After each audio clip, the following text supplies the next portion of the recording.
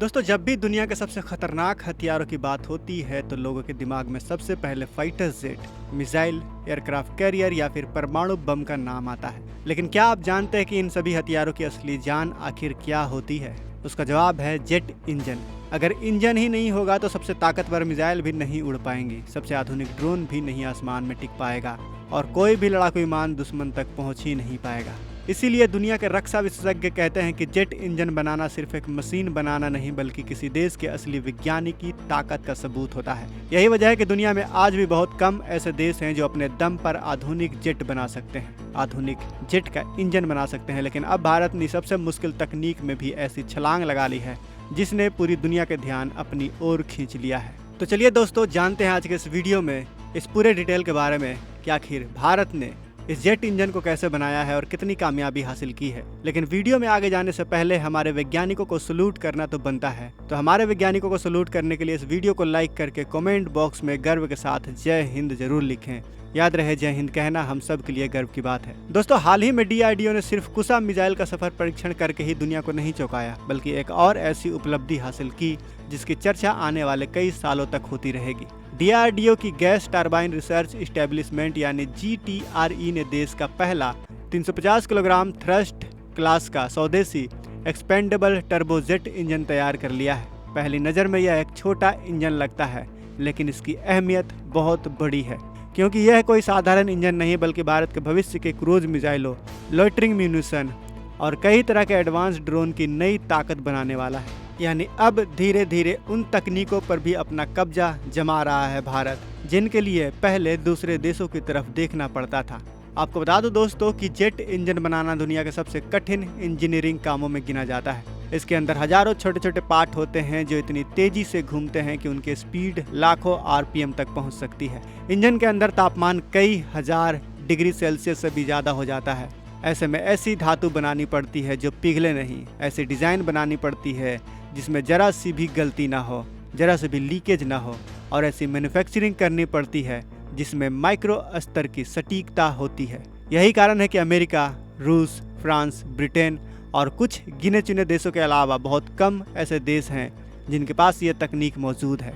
लेकिन अब भारत ने भी इस बेहद मुश्किल चुनौती को पार करके दुनिया को साफ संदेश दे दिया है कि हम सिर्फ हथियार खरीदने वाले नहीं हैं बल्कि उन्हें बनाने वाले देशों की कतार में भी शामिल हो रहे हैं। आपको बता दो कि यह 350 किलो थ्रस्ट क्लास का एक्सपेंडेबल टर्बोजेट इंजन भविष्य में भारत की कई महत्वपूर्ण हथियार प्रणालियों की रीढ़ बन सकता है। सबसे पहला इसका इस्तेमाल लंबी दूरी के क्रूज मिसाइलों में किया जा सकता है, जिससे वे पहले से ज्यादा दूर तक और ज्यादा सटीक तरीके से हमला कर सकें। इसके अलावा यह आत्मघाती ड्रोन यानी लोइटरिंग म्यूनिशन और बड़े अनमैन्ड कॉम्बैट एरियल व्हीकल यानी बिना पायलट वाले लड़ाकू ड्रोन को भी नई ताकत दे सकता है। आसान भाषा में समझें तो अगर इंजन ज़्यादा भरोसेमंद होगा तो हथियार ज़्यादा दूर तक जाएगा, ज़्यादा देर तक उड़ेगा और अपने मिशन को ज़्यादा बेहतर तरीके से पूरा कर पाएगा। यानी यह इंजन सीधे भारत के भविष्य के हथियारों की ताकत बढ़ाने वाला है।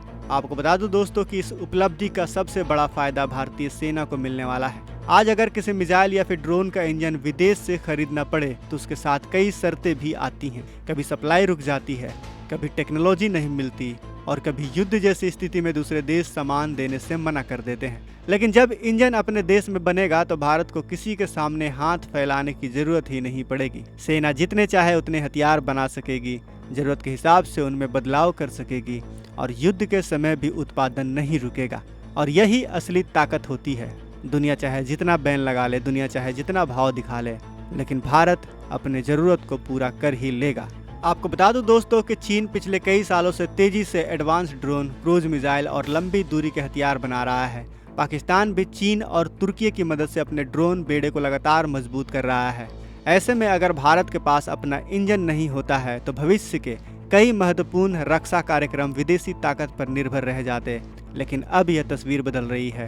भारत अब अपने हिसाब से नई मिसाइलें डिजाइन कर सकता है, नए ड्रोन बना सकता है और ज़रूरत पड़ने पर उनकी रेंज, उनकी स्पीड और उनकी क्षमता में भी बदलाव कर सकता है। यानी यह इंजन केवल एक तकनीकी उपलब्धि नहीं बल्कि आने वाले समय में भारत को सैन्य ताकत के मामले में नई ऊंचाइयों पर ले जाने वाला कदम साबित हो सकता है। आपको बता दूं दोस्तों कि जिस देश के पास अपना जेट इंजन होता है वही देश अपनी ज़रूरत के हिसाब से नए हथियार बना सकता है। उसे किसी विदेशी कंपनी या फिर सरकार से इजाज़त लेने की जरूरत नहीं पड़ती। आज अगर भारत को किसी खास रेंज की क्रूज मिसाइल बनानी हो, ज़्यादा देर तक उड़ने वाला ड्रोन तैयार करना हो या किसी नए हथियार में बदलाव करना हो तो विदेशी इंजन सबसे बड़ी रुकावट बन जाते हैं। विदेशी इंजन सही समय पर डिलीवर नहीं हो पाते हैं। वो 2 साल, 3 साल, 5 साल, 7 साल का समय लगा देते हैं। लेकिन अब यह रुकावट धीरे धीरे खत्म हो जाएगी। यही वजह है कि रक्षा विशेषज्ञ से केवल एक इंजन नहीं बल्कि भारत की रक्षा आज़ादी का सबसे मजबूत कदम मान रहे हैं। अगर हम चीन की बात करें तो पिछले कई वर्षों में उसने हजारों ड्रोन, क्रूज मिसाइलों और बिना पायलट वाले लड़ाकू विमान तैयार किए हैं। पाकिस्तान भी लगातार चीन और तुर्की से आधुनिक ड्रोन खरीद रहा है। युद्ध के समय ऐसे हथियार दुश्मन के एयरबेस, रडार, मिसाइल लॉन्चर और कमांड सेंटर पर हमला करने की कोशिश करते हैं। लेकिन अगर भारत के पास अपने इंजन होंगे तो हम भी अपनी ज़रूरत के हिसाब से ज़्यादा संख्या में स्वदेशी क्रूज मिसाइलें, लोटरिंग म्यूनिशन और एडवांस ड्रोन तैयार कर सकेंगे। दोस्तों, इस इंजन की कहानी भी काफ़ी दिलचस्प है। दरअसल भारत कई दशकों से जेट इंजन तकनीक में आत्मनिर्भर बनने की कोशिश कर रहा है। यह रास्ता बिल्कुल आसान नहीं था। हजारों घंटों की रिसर्च, बार बार की असफलताएं, नई धातुओं का प्रयोग, हाई प्रिसीजन मैन्युफैक्चरिंग और सैकड़ों वैज्ञानिकों की मेहनत के बाद आज यह मुकाम हासिल हुआ है। DRDO की गैस टरबाइन रिसर्च इस्टेब्लिशमेंट ने इस परियोजना पर लंबे समय तक काम किया, जबकि हैदराबाद की आज़ाद इंजीनियरिंग ने इसके निर्माण और असेंबली में महत्वपूर्ण भूमिका निभाई। 22 जुलाई 2026 को जब यह स्वदेशी इंजन सफलतापूर्वक तैयार होकर GTRE को सौंपा गया, तब यह सिर्फ एक तकनीकी उपलब्धि नहीं बल्कि भारतीय वैज्ञानिकों की वर्षों की मेहनत का परिणाम था, जिसे देखकर पूरा भारतवर्ष गर्व से फूले नहीं समा रहा था। आपको बता दूं कि यह 350 किलोग्राम थ्रस्ट क्लास का एक्सपेंडेबल टर्बोजेट इंजन सीधे किसी फाइटर जेट में नहीं लगाया जाएगा। इसे खास तौर पर भविष्य की क्रूज मिसाइलों, लाइटरिंग म्यूनिशन और कई तरह के मानव रहित प्लेटफॉर्म के लिए विकसित किया गया है। इसके आगे भी फिर से कई तरह के परीक्षण होंगे। इसके विश्वसनीयता की जांच की जाएगी और फिर इसे उन स्वदेशी हथियार प्रणालियों में लगा दिया जाएगा जिनका विकास पहले से चल रहा है। यानी आने वाले वर्षों में हमें और भी एडवांस तरह के ड्रोन्स देखने को मिल सकते हैं, क्रूज मिसाइलें देखने को मिल सकते हैं और नई तरह के लोटरिंग म्यूनिशन हमें देखने को मिल जाएंगे। दोस्तों, इस सफलता का एक और फायदा है जिसके बारे में बहुत कम लोग बात कर रहे हैं। आज दुनिया में रक्षा उद्योग केवल सुरक्षा का नहीं बल्कि अरबों डॉलर के कारोबार का भी क्षेत्र बन चुका है। जब किसी देश के पास अपनी इंजन तकनीक होती है तो वह केवल हथियार ही नहीं बनाता बल्कि उन्हें दूसरे देशों को बेच भी सकता है। भारत पहले ही ब्रह्मोस, आकाश, पिनाका और कई रक्षा प्रणालियों के निर्यात की दिशा में आगे बढ़ चुका है। आने वाले समय में अगर स्वदेशी इंजन तकनीक और मजबूत हो जाएगी तो भारत के लिए नई मिसाइलें, एडवांस ड्रोन और अन्य रक्षा प्लेटफॉर्म पूरी तरह से अपने दम पर विकसित करना आसान होगा। इससे रक्षा आयात पर निर्भर कम होगी और रक्षा निर्यात की संभावनाएं भी मजबूत हो जाएंगी। दोस्तों, कुल मिलाकर देखा जाए तो यह उपलब्धि सिर्फ 350 किलोग्राम थ्रस्ट वाले इंजन की कहानी नहीं, यह उस नए भारत की कहानी है जो अब दुनिया से तकनीक खरीदने के बजाय खुद नई तकनीक बना रहा है। दुनिया के तकनीकों पर हैरान होने के बजाय अपनी तकनीकों से दुनिया को हैरान कर रहा है, आगे बढ़ रहा है।